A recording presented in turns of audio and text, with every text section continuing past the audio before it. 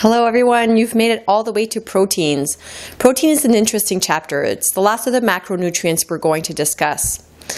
They're interesting because people always think that they need more protein, but your body's actually only able to metabolize a certain amount per kilograms of body weight. What happens if you consume too many proteins? Well, that protein can actually be changed right back into carbohydrates and then get stored as fat for later use. So there's really no point in consuming excess protein. Let's talk a little bit about the molecule. Proteins are large, complex molecules that are found in the cells of all living things. We often think of muscle mass when we think of proteins, but they're in fact critical components of all tissues of the human body, including our bones, blood, and hormones. Proteins function in metabolism, immunity, fluid balance, nutrient transport, and they can also provide energy in certain circumstances. Like carbohydrates and lipids, proteins are found in a wide variety of food. Plus, the human body is able to synthesize them. But unlike carbohydrates and lipids, proteins are made according to instructions provided by our genetic materials, so they're a little bit more complicated. Another key difference between proteins and the two other macronutrients is their chemical makeup.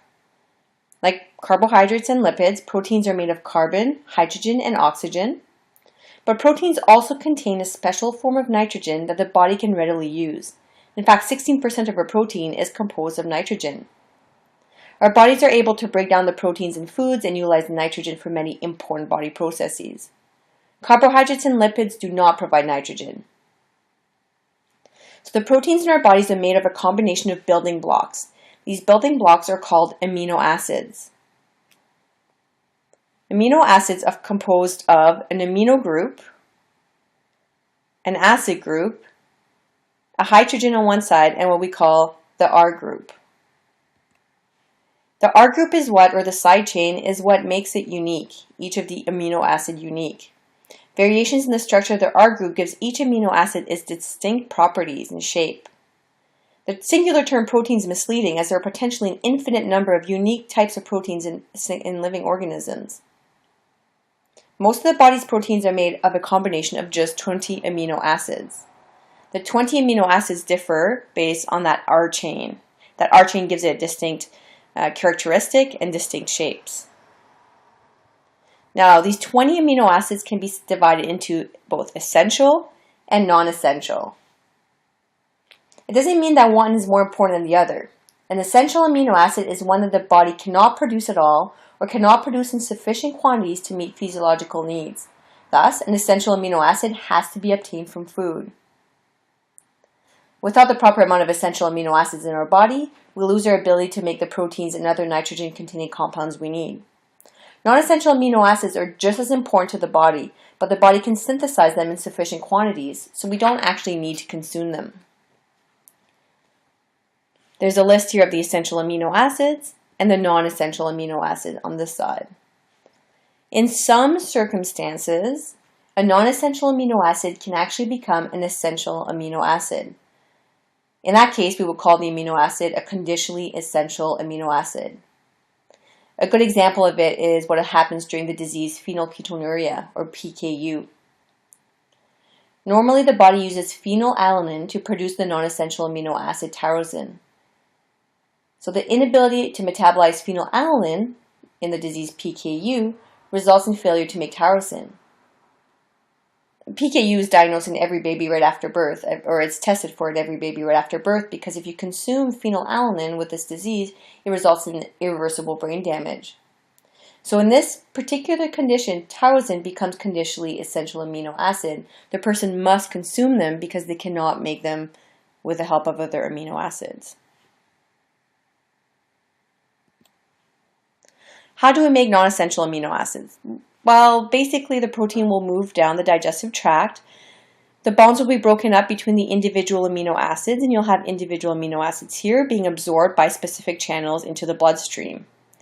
It'll travel through the bloodstream to the liver.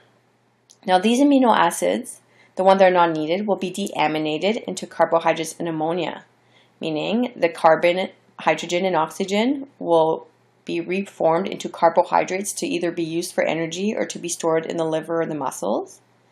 The ammonia will be excreted in the urea, and the components of the amino acid that's required will then form the non-essential amino acids. That's a process called transamination. Transamination is when you take apart the amino acid, take the parts you need to create new amino acids, and get rid of the parts that you don't need. That occurs in the liver. Amino acids are linked together with peptide bonds. So you have 100 amino acids. In order to link them together to make a protein, you need to connect them together with a peptide bond. That's connecting the amino side to the acid side, releasing then a molecule of water. You have 2 amino acids joined together, you end up with a dipeptide. Remember this from carbohydrates, the word di means 2. If you put 10 to 30 together, you can end up with oligopeptide. If you put hundreds together, hundreds of amino acids, you then end up with proteins. If you want to compare a starch molecule to a protein molecule, you can remember a starch molecule would be individual monosaccharides, a glucose after glucose after glucose. So if you think of it like a sidewalk and you were walking on a starch molecule, every single step you take would be on a glucose. While proteins are a little bit different because they're long chains of amino acids, but every single amino acid can be different. It's one of the 20.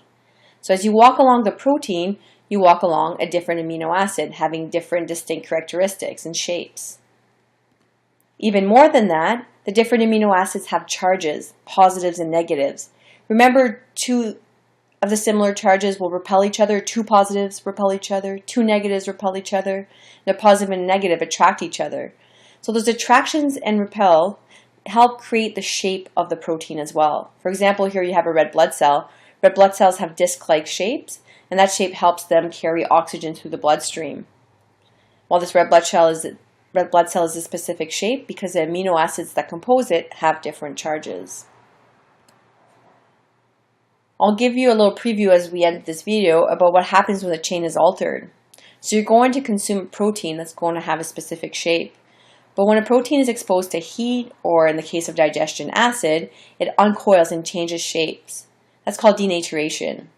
Denaturation is when a folded protein then becomes a long strand of amino acid, allowing the enzymes to then start working on those peptide bonds, breaking apart the amino acids into